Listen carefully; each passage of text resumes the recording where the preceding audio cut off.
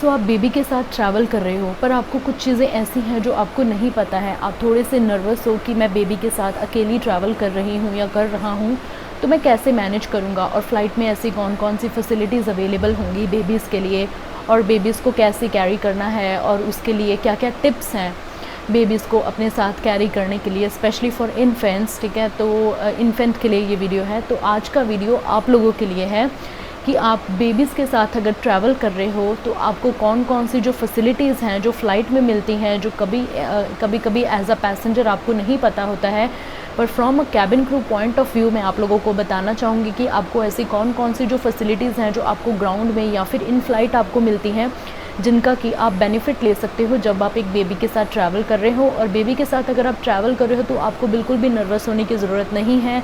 ये जो सारी चीज़ें हैं जो मैं आज की इस वीडियो में बताऊंगी वो आप देखना और उसके बाद ही आप अपने बेबी के साथ ट्रैवल करना, तब कि आपको सारी चीज़ें पता होंगी। तो आप वो चीज़ें कैबिन क्रू से पूछ सकते हो या ग्राउंड स्टाफ से पूछ सकते हो। ठीक है, तो चले बिना देरी किए हुए हम आज का जो ये वीडियो है ये स्टार्ट करते हैं। पर उससे पहले please don't forget to subscribe my channel and please press the bell notification next to the subscribe button, ताकि जो ऐसी और भी कितनी सारी यूज़फुल वीडियोस हैं वो मैं आप लोगों के लिए लेके आती रहूँ और आप लोगों को ज़्यादा से ज़्यादा नॉलेज देती रहूँ फ़्लाइट्स के रिगार्डिंग। सो चलें आज का वीडियो स्टार्ट करते हैं। तो सबसे पहला जो पॉइंट है, अगर आप एक इन्फेंट के साथ ट्रैवल करते हो तो आपको ये चीज़ पता होनी चाहिए कि अगर आपके बेबी की जो एज है वो 2 ईयर्स से कम है तो आपका जो बेबी का ट्रैवल है वो एकदम फ्री है। आपको उसके लिए कोई भी टिकट नहीं लगेगी, कुछ भी नहीं लगेगा। But yes, you have to carry your baby on your lap, you have to carry your baby with you. उसके लिए कोई भी सेपरेट सीट अवेलेबल नहीं है, सेपरेट सीट आपको नहीं मिलती है फ़्लाइट में, पर उसका जो टिकट है वो बिल्कुल फ्री रहता है। जब भी आप बेबी के साथ ट्रैवल करो तो आप मेक श्योर कि आपकी बेबी का जो एज का जो सर्टिफिकेट है, जैसे उसका जो है उसका बर्थ सर्टिफिकेट, या फिर अगर आपने आधार कार्ड बनवा रखा है या पासपोर्ट बनवा रखा है, कुछ भी बेबी का आपके पास है, तो please carry with you, because वो लोग आपसे एज का प्रूफ मांगेंगे कि आपका बेबी 2 ईयर से कम है, तो आप इसे प्रूफ करें। ठीक है, तो ये सारी चीज़ें आपको ख्याल में रखनी है। तो सबसे पहला हमारा जो पॉइंट है कि अगर आप बेबी के साथ फ़्लाइट में ट्रैवल कर रहे हो, so please don't forget to take the infant seat belt from the cabin crew. Cabin crew जब देखते हैं कि कोई भी इन्फेंट के साथ ट्रैवल करता है तो वो लोग आते हैं, आपको ब्रीफ़ करते हैं। पर सम टाइम्स मैंने ऐसा देखा है, तो सम एयरलाइंस में मैंने ऐसी चीज़ देखी है कि वो आपको इन्फेंट सीट बेल्ट प्रोवाइड नहीं करते हैं। मुझे नहीं पता कि कैबिन क्रू ऐसा क्यों करते हैं, but this is really really really this is very बहुत ही ज़्यादा इम्पॉर्टेंट है, बहुत ही ज़्यादा सीरियस है। तो आप प्लीज़ अपना जो इन्फेंट सीट बेल्ट है वो आप अपनी रिस्पॉन्सिबिलिटी से आप कैबिन क्रू से पूछ सकते हो। बट काफ़ी सारे एयरलाइन में ऐसे भी कैबिन क्रू हैं जो आपको आके अपना सीट बेल्ट देते हैं।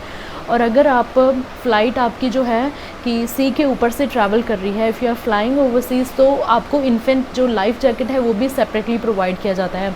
देखिए, जब भी हम ट्रैवल करते हैं तो हमारा जो इन्फेंट लाइफ जैकेट है वो हमें सेपरेटली प्रोवाइड किया जाता है, वो आपको आपके पास सेव करके रखना है। बट प्लीज़ मेक श्योर कि आप उसे इन्फ्लेट मत करना। अगर आप उसे इन्फ्लेट करोगे तो उसका आपको अलग से चार्ज पे करना पड़ेगा, उसका आपको फ़ाइन पड़ जाएगा। तो मेक श्योर कि आप उसे इन्फ्लेट मत करना। सो ये जो 2 पॉइंट हैं, आपको एक अपनी लाइफ जैकेट और इन्फेंट सीट बेल्ट आपको कैबिन क्रू से लेनी है। और इन्फेंट सीट बेल्ट को कैसे फासन अप करते हैं तो वो आपको जो कैबिन क्रू होते हैं वो ऑलरेडी बता देते हैं जब वो आपको ब्रीफिंग देने आएंगे। उसके बाद हमारा जो पॉइंट है कि आपको जो है अपने बेबी को फीड करते रहना है पूरी फ़्लाइट में। आपको फीड क्यों करना है? Specially for take off and landing. वैसे बेबी सो जाता है फ़्लाइट के दौरान, मोस्टली बेबी सो जाते हैं, तो टेक ऑफ और लैंडिंग के टाइम आपको बेबी को फीड करवाना है। किस लिए फ़ीड कराना है? क्योंकि जब भी हम टेक ऑफ करते हैं या लैंडिंग करते हैं तो हमारे जो कानों में काफ़ी प्रेशर पड़ता है। तो जब भी बेबी फीड करता है तो उसका जो है यहाँ से उसका मुंह जो चलता रहता है, तो उसकी वजह से क्या होता है, उनके जो एयर्स में प्रेशर है वो एकदम से जमा नहीं होता। तो इसके क्या फ़र्क पड़ते हैं, जो आपका एयर्स हैं, आप में जो एयर पेन होता है, जो बच्चों में एयर पेन होता है वो तो बोल के भी नहीं बता सकते, तो बच्चों में जो एयर पेन होता है वो नहीं होता है। इसलिए आप जब भी आप बेबी के साथ ट्रैवल करो तो मेक श्योर, अगर मदर ट्रैवल कर रही हैं तो वो अपना फीड दे दें।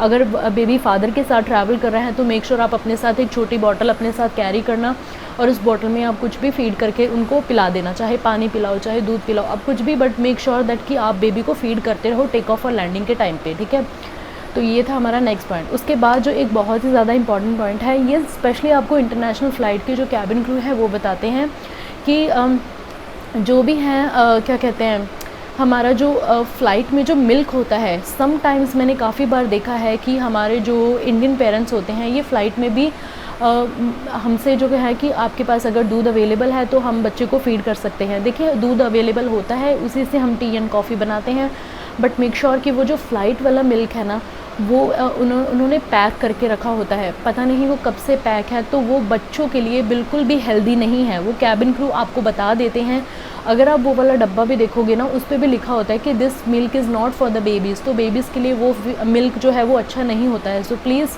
अवॉइड करना कि आप वो वाला जो मिल्क है वो बच्चों को मत दो। अगर मदर ट्रैवल कर रही हैं तो मदर फीड दे दो।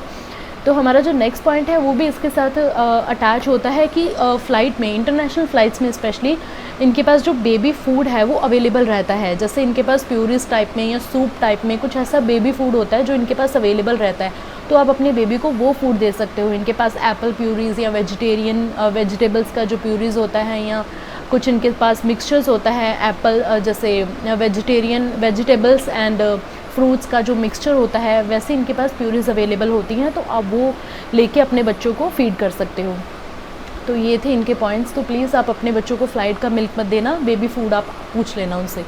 उसके बाद अगर आप इंटरनेशनल फ़्लाइट में ट्रैवल कर रहे हो तो इंटरनेशनल फ़्लाइट में आपको बेबी बासिनेट की भी फैसिलिटी प्रोवाइड करते हैं। बेबी बासिनेट में क्या होता है, बेबी बासिनेट एक तरह का, जैसे आपका बच्चा सो गया है तो आप उसको बासिनेट में लेटा सकते हो और आप आराम से बैठ सकते हो। बासिनेट में आपको सीट बेल्ट भी प्रोवाइड करते हैं, तो मेक श्योर जब भी आपका बच्चा सोए तो आप उसको सीट बेल्ट फासन करके रखो, बिकॉज टर्बुलेंस का कुछ नहीं पता कि टर्बुलेंस कभी भी आ सकता है इंटरनेशनल फ़्लाइट्स में।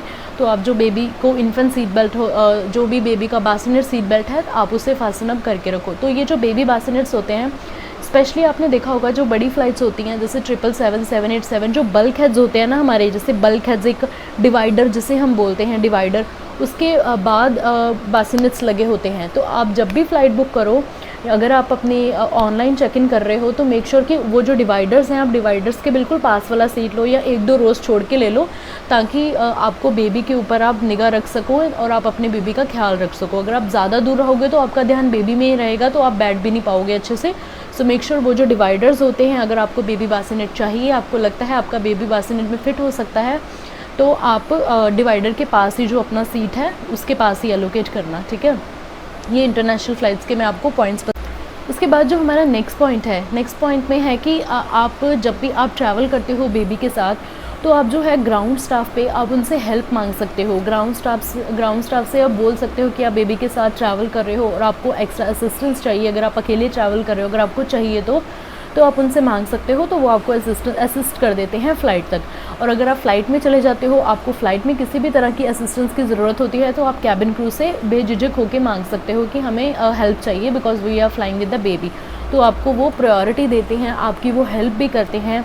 तो आप देखना, काफ़ी आपको अच्छे तरीके से ट्रीट करते हैं। आप जितनी नर्वस होते हो ना, आप उतना ही ज़्यादा एक्साइटेड हो जाते हो, बिकॉज सब लोग आपकी हेल्प करने में जुट जाते हैं। तो ये आपका फ़ायदा होता है जब आप बेबी के साथ ट्रैवल करते हो। और उसके बाद अगर आपका पास बेबी का जो स्ट्रॉलर है, बेबी का स्ट्रॉलर काफ़ी लोग अपने साथ कैरी करते हैं, तो बेबी का जो स्ट्रॉलर है वो ज़रूरी नहीं कि आपको चेक इन काउंटर्स पे ही उनको पकड़ाना है, आप अपनी फ़्लाइट तक लेके जा सकते हो। फ़्लाइट के गेट से वो आपसे बेबी स्ट्रॉलर ले लेते हैं और फिर उसके बाद आपको चेक इन कर देते हैं। और जब आप लैंड करो, पहले ही आप कैबिन क्रू को बता दो कि आपका जो बेबी स्ट्रॉलर है आपको यहीं पे चाहिए। तो वो क्या करते हैं, जैसे ही अपना गेट ओपन करते हैं तो ग्राउंड स्टाफ को बोल देते हैं कि हमारी फ़्लाइट में 2 बेबी स्ट्रॉलर हैं या 3 बेबी स्ट्रॉलर हैं, तो हमें सारे बेबी स्ट्रॉलर्स यहीं पे चाहिए। तो वो आपको वहीं पे आपके बेबी स्ट्रॉलर्स जो एयरक्राफ्ट का जो डोर होता है वहीं पे आपको अवेलेबल करवा देते हैं जैसे ही आपका गेट ओपन होता है। तो ये बहुत ही अच्छी बात है एयरलाइंस की, तो ये चीज़ का आप ज़रूर ख्याल रखना। उसके बाद हाँ, जो भी हमारे जो पेरेंट्स हैं, कई लोगों को नहीं पता होता, वैसे ये बहुत ही ज़्यादा कॉमन चीज़ है, सबको पता ही होता है, बट जिन लोगों को नहीं पता है उनके लिए ये इन्फॉर्मेशन है कि फ़्लाइट्स में बेबी के जो डायपर चेंजिंग टेबल हैं वो अवेलेबल होते हैं हर एक लैबोरेटरी में। और अगर किसी लैबोरेटरी में ये अवेलेबल नहीं होते हैं तो उसके बाहर इनके छोटे छोटे से स्टिकर्स लगे होते हैं, जैसे नो स्मोकिंग के ऊपर उन्होंने ऐसे क्रॉस बनाया होता है, दैट मीन्स कि ये जो लैबोरेटरी है उसमें स्मोकिंग करना मना है।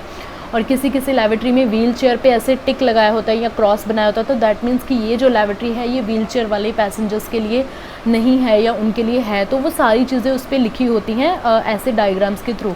तो बेबी डायपर चेंजिंग टेबल अगर आप देखना वहाँ पे स्टिकर है, तो दैट मीन्स उस लेबोरेटरी में मोस्ट ऑफ द लेबोरेटरीज में बेबी डायपर जो चेंजिंग टेबल होता है वो अवेलेबल रहता है। अगर आपको नहीं समझ में आ रहा कि बेबी डायपर चेंजिंग कहाँ पे है, तो आप कैबिन क्रू से पूछ सकते हो, वो आपको बता देंगे। तो आपको सीट पे डायपर चेंज करने की ज़रूरत नहीं है, आप आराम से लेबोरेटरी में जाओ, आप अपना बेबी वहाँ पे लेटा सकते हो और वहाँ पे आप अपने बेबी का डायपर चेंज कर सकते हो। और फ़्लाइट में, स्पेशली इंटरनेशनल फ़्लाइट्स में, आप अगर ये पर ऑन रिक्वेस्ट ही मिलता है, अगर आपके पास बेबी की डायपर्स की शॉर्टेज है या आपके पास बेबी वाइप्स नहीं है, तो ऐसा करके बेबी का किट आता है, तो वो आप कैबिन क्रू से ले सकते हो। तो इसमें क्या होता है, इसमें कुछ वाइप्स होती हैं, इसमें 2 डायपर्स होते हैं और बेबी के रिलेटेड जितनी भी चीज़ें बेबी को चाहिए होती है नॉर्मल उसके डायपर चेंजिंग के रिगार्डिंग, वो सारी चीज़ें आपको मिलती हैं। एक छोटी सी मॉइस्चराइज़र की क्रीम होती है, तो वो सारी चीज़ें आपको इसमें अवेलेबल होती हैं, बट ये ऑन रिक्वेस्ट ही प्रोवाइड किया जाता है। तो अगर आपको ज़रूरत है बेबी के डायपर्स की या बेबी की वाइप्स की, तभी आप कैबिन क्रू से मांग सकते हो, वो आपको प्रोवाइड कर देते हैं, ठीक है।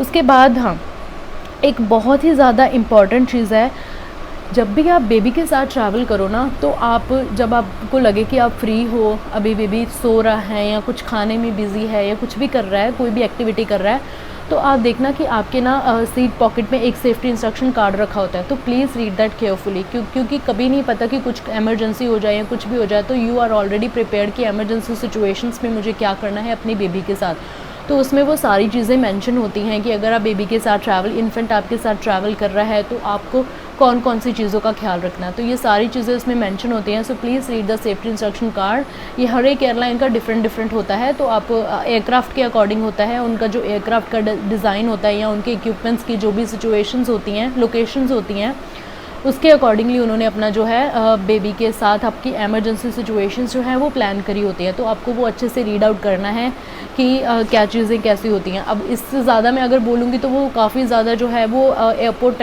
टर्मिनोलॉजी में वो क्या कहते हैं बदल जाएगी, तो आपको कुछ समझ भी नहीं आएगा। तो बट आप उस सेफ्टी इंस्ट्रक्शन कार्ड को अच्छे से पढ़ लेना, आपको जितना समझ आए एटलीस्ट उतना आपके लिए काफ़ी है, but yes make sure that you will read it, okay.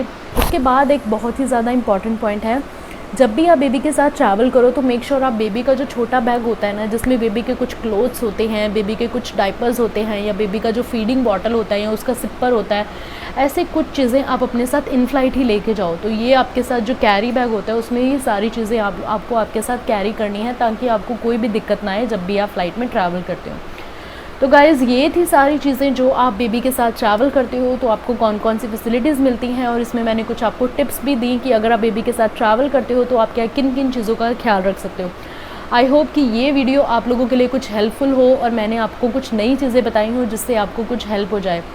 तो thank you so much guys, I'll see you in the next video. Till the time, thank you so much, take care, bye bye, and don't forget to subscribe my channel, and please press the bell notification next to the subscribe button so you will get all the notifications about my videos. Thank you, bye bye.